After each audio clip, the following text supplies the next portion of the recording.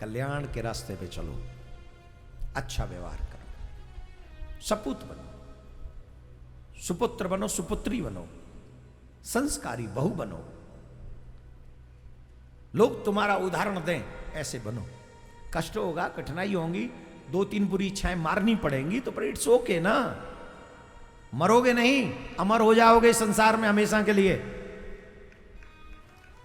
अमर हो जाओगे। राधे राधे बोलना पड़ेगा। नरक, गर्भ को नरक कहा गया है।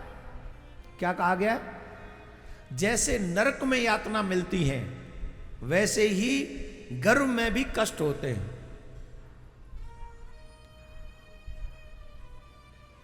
नरक में कौन जाता है? जरा ध्यान से सुनिए, कथा सुनाते हम आपको। पौराणिक, एक बहुत पुराणिक कथा है और सच्ची कथा है। पुराण में है तो सच्ची कथा होगी, ध्यान से सुनो। कौन कौन चाहता है नरक में जाएं और कौन कौन चाहता है नरक में न जाएं? तो इस कथा को सुनो, इस कथा को सुनो और इससे कुछ लर्न करो, सीखो, शिक्षा लो और थोड़ा सा परिवर्तन करो जीवन में। आप नरक नहीं जाओगे। एक पौराणिक कथा है, बड़ी सुंदर कथा है। पुराने समय की बात है। एक नगर में सुरेश नाम का एक व्यक्ति रहा करता था।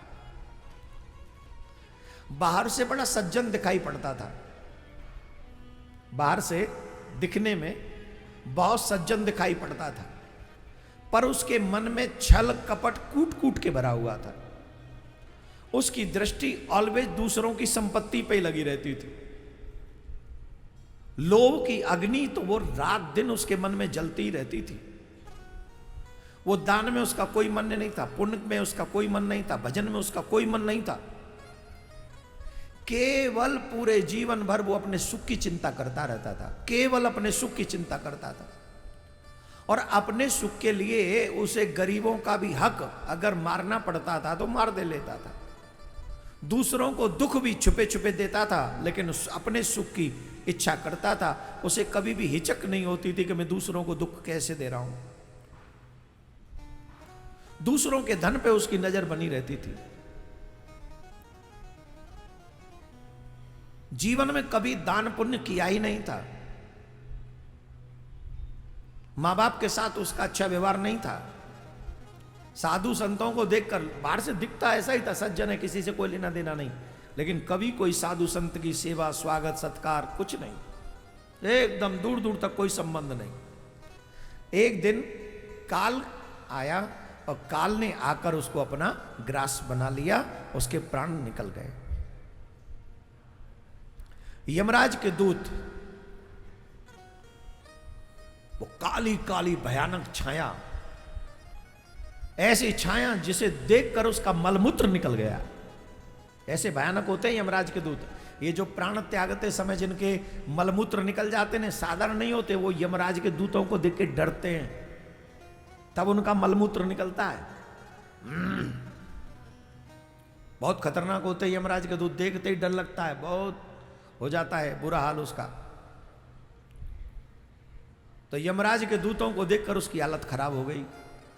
वो भयभीत हो गया और भयभीत होकर चीखने चिल्लाने लगा, छोड़ दो छोड़ दो छोड़ दो। यमराज के दूत बोले, चलो भैया अब तुम्हारी यात्रा पूरी हो गई, निकल चलो अब यहां से। सुरेश कांपता हुआ बोला, मैंने ऐसा कौन सा भारी पाप किया है? यमदूत मुस्कुराए, पर उनकी मुस्कुरान भयानक डराने वाली थी। उसे देखकर वो और डर गया। कहा कि चलो अब तुम्हारे नरक में ही तुम्हारा स्वागत होगा। रास्ते में कांटे भरे हुए थे, जैसे ही हर कांटा वो कह रहा हो, ये पीड़ा तुम्हारे ही कर्मों ने तुमको दी है, किसी और ने नहीं। जब पापी व्यक्ति मरता है तो पूरा रास्ता उसे नंगे पांव पैदल जाना है और पूरे रास्ते में कांटे सूल बिखरे हुए। कई लोग कहेंगे किसने नरक देखा है, काहे को ये सुना रहे हो, कहाँ वहाँ नरक वरक होता होगा। तो एक काम करो, पुलिस चौकी चले जाओ, पकड़े जाओगे ना जब चोरी करते भाई, ये पुलिस वाले बताते नहीं है पर बहुत खतरनाक चूहा बांध देते हैं पैरों में, चूहा ऐसे ऐसे कष्ट देते हैं, 3rd डिग्री कहते हैं उसे ये लोग। ये हमको नहीं समझ में आता क्यों, कभी गए नहीं तुम लोग, हम लोग तो, लेकिन जो जाके आए वो जब बताते हैं तो पता चलता है जीवन भर रीढ़ की हड्डी सही काम नहीं करती। इतनी सेवा करते हैं ये पुलिस वाले थाने ले जाकर।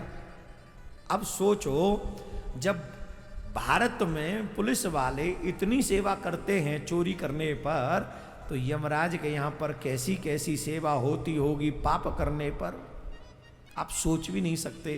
पूरा रास्ता कांटों से भरा हुआ है, कठिनाइयों से भरा हुआ है, चलो अब, और एक एक कांटा चुभता है सिर्फ तुम्हारे बुरे कर्मों की वजह से। उसने दर्द से कराहते हुए पूछा, क्या कोई राहत नहीं मिल सकती? यमदूत बोले, तुमने जीवन में किसी को राहत दी होती तो तुम्हें भी मिल जाती। एक एक शब्द को सुनिएगा, आपके काम आएगा।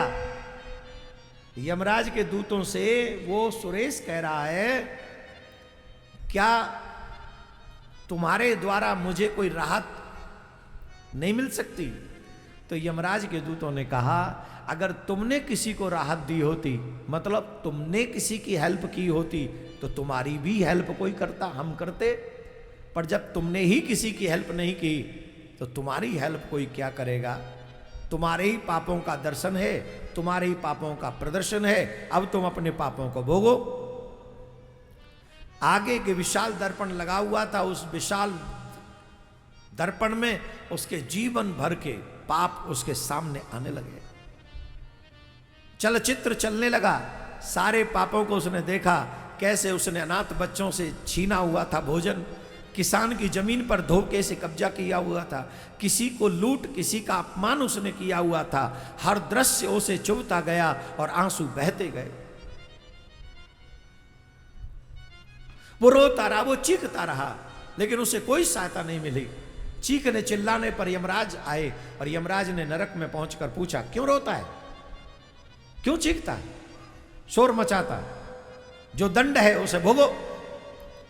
यमराज से कहा, प्रभु मेरे ऊपर दया नहीं कर सकते आप? मेरे ऊपर दया नहीं कर सकते? माना कि मैंने अपराध किया है, अब तो मेरे ऊपर आप दया करो। तो यमराज महाराज के शब्द को सुनना जरा ध्यान से, सब लोग सावधानी से सुनना। वो व्यक्ति कह रहा है यमराज से कि क्या आप मेरे ऊपर दया नहीं कर सकते? तब यमराज महाराज ने कहा, क्या तुमने स्वयं के ऊपर कभी दया करी थी? अगर तुम स्वयं ही अपने ऊपर दया कर लेते तो आज तुम्हें यह नरक नहीं भोगना पड़ता। जब तुम्हें मानव बनाकर भेजा था तो जो खाने योग्य नहीं है वो खाया, जहां जाने योग्य नहीं स्थान वहां गए, जो पीने योग्य पदार्थ नहीं है वो पिया, जो तुम्हारा नहीं था उस जगह पर, उस वस्तु पर तुमने अपना अधिकार जमाया। किसी का सामान छीन लिया, किसी की वस्तु छीन ली, मां बाप का अपमान किया, धर्म का अपमान किया, साधु संतों का अपमान किया। तुमने अपने ऊपर दया की, तुम नहीं जानते थे कि इसका दुष्परिणाम होगा, तुम जानते थे, जानने के बावजूद भी तुम सिर्फ पेट भरने में लगे रहे, एकत्रित करने में लगे रहे, संग्रह करने में लगे रहे, अपने कल्याण की चिंता तुमको हुई नहीं। जब तुम्हें तब चिंता नहीं रही तो हमारा तो काम है तुम्हारे कर्म का दंड तुमको देना। प्रभु एक बार अवसर दे दो, एक बार अवसर, मुझे दोबारा मानव बनाकर भेज दो। धर्मराज बोले, it's not my right my dear, मेरे अधिकार में है कर्म का फल देना। किसको कहां जन्म देना है ये तो भगवान का विषय है। आप लोग ध्यान से सुन लीजिए, जब तक हम जीवित रहते हैं तब तक हम इनको सिर्फ कहानियां समझते हैं, लेकिन जब हमें ये फेस करनी पड़ती हैं तब समझ में आती है कि महाराज लोग अच्छी बात बताते थे। आप सबसे निवेदन, मत भूलना कि हमें हमारे कर्मों का फल भोगना ही पड़ेगा। जो व्यक्ति जैसा कर्म करेगा उसे वैसा फल भोगना पड़ेगा। इसलिए 3 अपने बच्चों का पेट भरने के साथ साथ 2-4 और गरीबों का पेट भरो। अपने सुख की चिंता करने के साथ साथ किसी के और के सुख की भी चिंता करो। कभी किसी का हक मत खाओ। नित्य भगवान का भजन करो, अपने कल्याण की चिंता करो, और दुख तो कभी किसी को मत दो, कभी नहीं। भला किसी का कर न सको तो बुरा किसी का मत करना। पुष्प नहीं बन सकते हो तो कांटे बनकर मत रहना। पुष्प नहीं बन सकते हो तो कांटे बनकर मत रहना। ओ करना है तो भला करो तुम, करना है तो भला करो तुम, बुरा किसी का मत करना। पुष्प नहीं बन सकते हो तो कांटे बनकर मत रहना। पुष्प नहीं बन सकते हो तो कांटे बनकर मत रहना। हाँ, कांटे बनकर मत रहना। कांटे बनकर मत रहना। कांटे बनकर मत रहना। क्या बोलेंगे? राधे राधे। जोर से बोलेंगे, और जोर से बोलेंगे। एकदम शांत, प्रेम से श्रवण करें। बहुत सुंदर। मां अगर अपना कल्याण चाहती हो तो एक सुंदर कार्य करो, अपने मन को संतों के चरणों में लगा दो। जिनका मन संतों के चरणों में लग जाता है, संत भगवान की कथा सुना सुना कर उस व्यक्ति के मन को ठाकुर जी के चरणों में लगा देते हैं। और जिनका मन ठाकुर जी में लग जाए, गोविंद में लग जाए, आहा, फिर उन्हें संसार में दोबारा नहीं आना पड़ता। इसलिए संतों में देखो, संतों को क्यों कह रहे कपिल देव भगवान? डायरेक्ट भगवान को तो नहीं देख सकते, देख सकते हैं? या भगवान को देख भी लें तो भगवान की भक्ति मिल जाएगी?